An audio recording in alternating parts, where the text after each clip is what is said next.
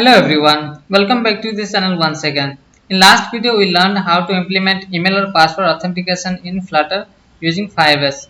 That was a kind of sign up we can provide user to sign up to use our application. But nowadays customer or users need like one click or less clicks while using apps. If there is a lengthy process to sign up, then users might change their mind not to use your app, but if they can click and log in to application with less effort, which actually interests the users to go and check your application. This single click or less click sign in we can achieve using Google or Facebook or Apple ID and other platform services. But in this video we will see how we can implement Google sign in Flutter. If you are new to this channel, then please consider subscribing to this channel to get latest video once I upload to my channel to keep yourself updated with Flutter technology. Now let's see how we can implement Google sign in Flutter.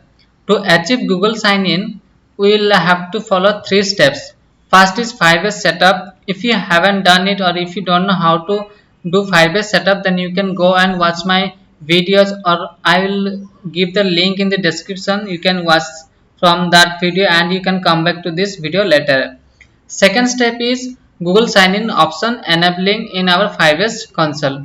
Third step is that using the Google sign in package provided by the Flutter. So let's follow the steps one by one.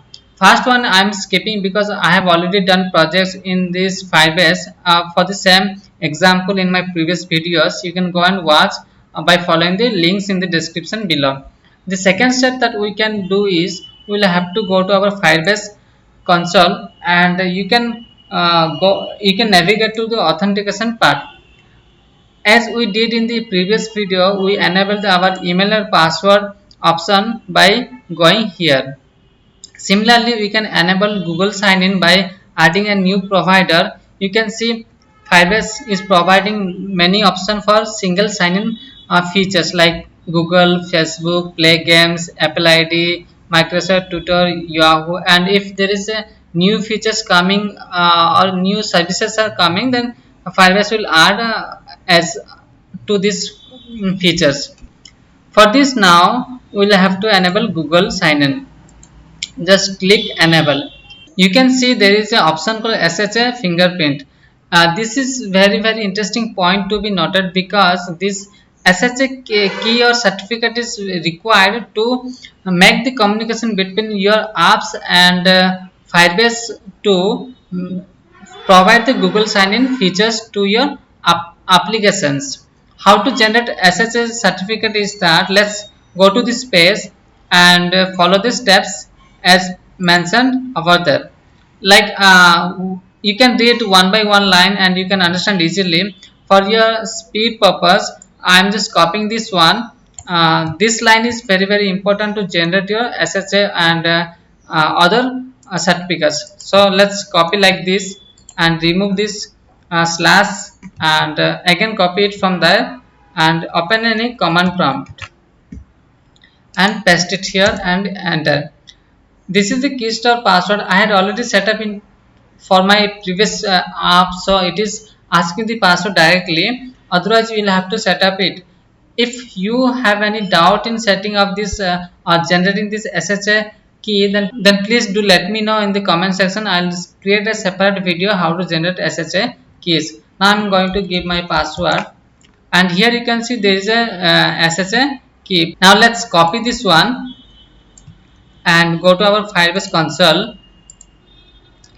Okay, let's save it.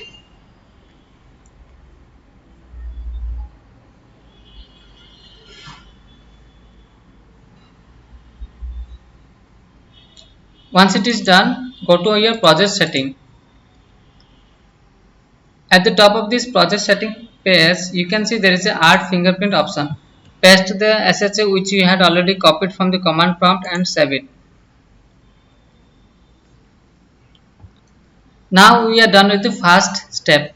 Second step, let's follow the third step to add our Google sign-in package in our popspec.yml file. Go to pop.dev, look for this Google sign-in and copy this Google sign-in package dependency and go to our popspec.yml file and paste it here and save it.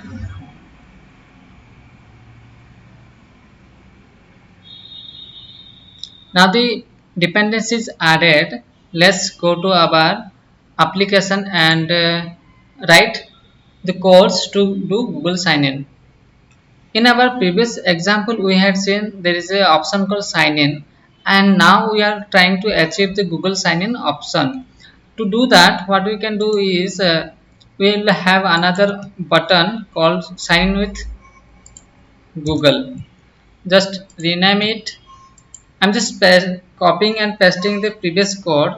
You can find this code in the description below. I'll be sharing the GitHub link after this video.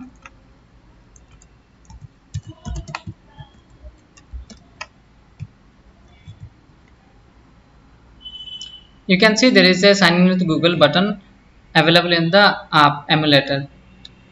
So to do sign in with Google, what we will do is we'll create another method called sign in with Google.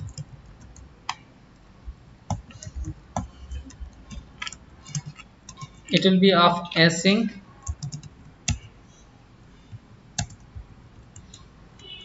Let's have a try catch block in order to handle any application error. When we added this Google sign in package, we will have one class called Google sign in, which class provides the different methods to do operations related to sign in of Google. The property name will be Google sign in.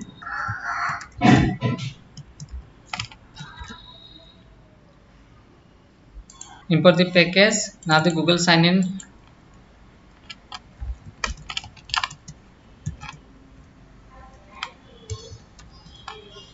Google sign in property has different methods. You can see if I'm typing sign in, there is a sign in, there is sign in silently, sign out.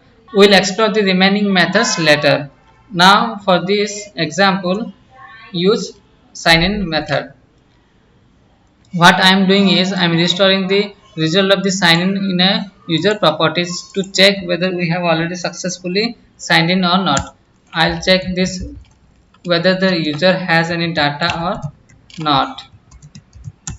If it has any data, then I will print its user name.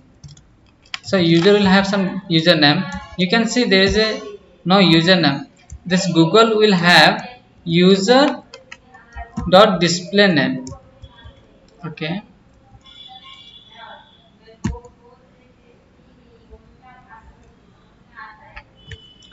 Okay. Let me just save it variable. Okay. Why it's not coming is that you will have to embed the result. Then only it will show the display name. If it doesn't has any if it doesn't have any record, then I'll print that sign in failed. Now let's hook this method into our newly created button called sign in with Google.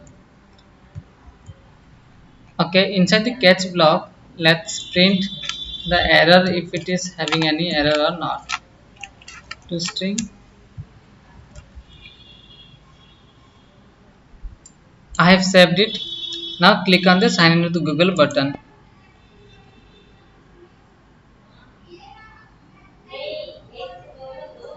See, it is saying that implementation found for method init on channel plugins .flutter.io.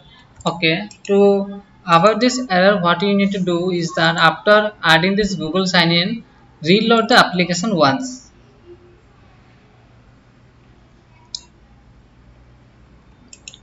Let's try now,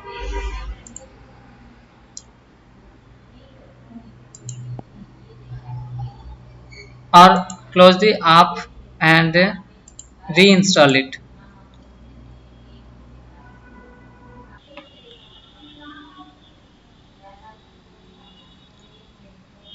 Now you can see the app is reinstalled. Let's try. I've clicked it and it shown me the accounts which has already been logged into this device. Once I click on or once I choose any of the accounts, it will display or it should print the user name. Let me go and click on the app test. Remember, the app test is the username or display name. Once I click on that, you can see the name is printed, user name as app test. So our motto is to redirect to our different page or home page once the user has logged in. We had done the same in the previous video. We just need to copy paste this line and paste here.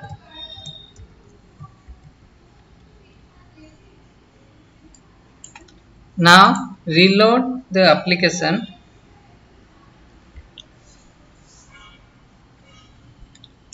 The application is reloaded. Click on the sign in with Google. See, it directly took me to the home page because in the previous click we had already signed in where we had seen the username as the app test. That's why it has already logged in and redirected us to the user list page. Why it has happened is when we do sign in with Google, it already has a features which continuously checks whether the user has already signed in or not. It will not uh, it will not ask you to sign in until unless user has manually signed out or logged out from the app. To log out from our application, what we can do is that we can go to our home.dat page and we will have another button called sign out. In this app bar section we can add action buttons, and the buttons will be similar to our widget.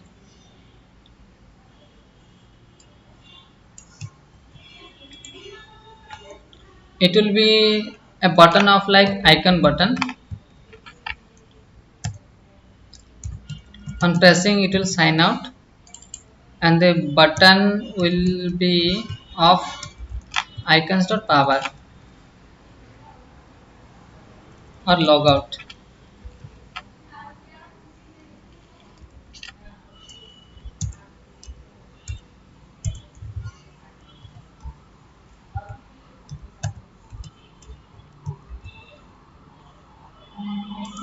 There is a logout button available.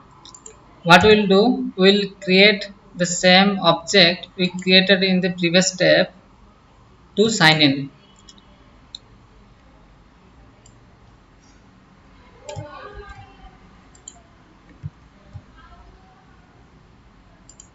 Import the package and make this method as async. You can keep these methods in a separate modules or separate providers so that the code will be maintainable. For the demo purpose, I am writing inside this button itself. We don't need this one. We just need to sign out. There is an option called sign out.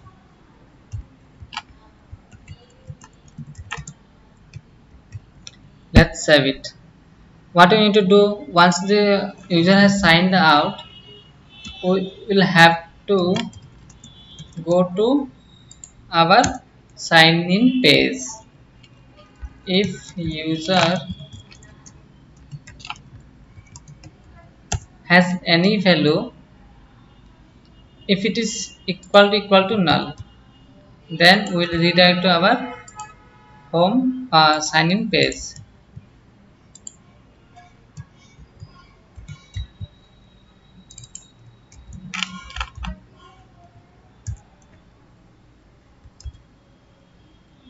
In sign in page we do not have any routes, so let's go to home page and create a route in our sign in page also.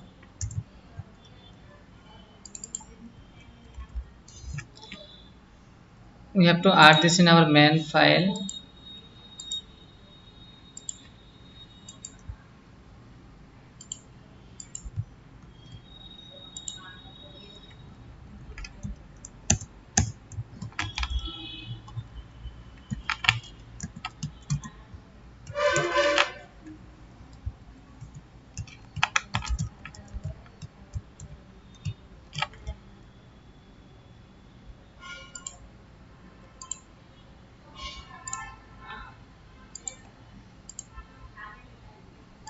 This class name is sign in.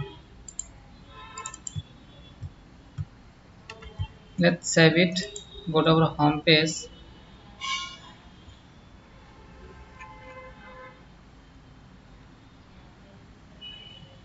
Sign in. I have already given the route name. Let me save and rerun the application.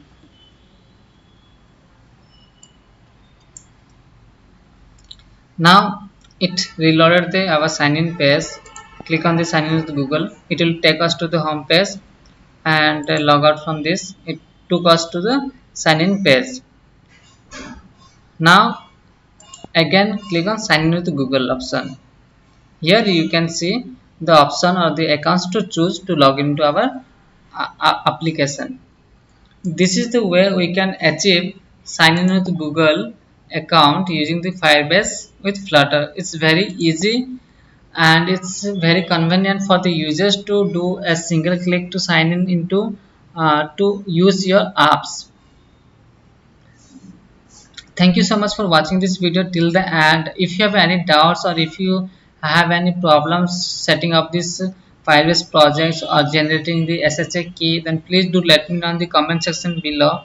I'll create separate videos for that and so that you can understand better. Thank you so much for watching this video once again.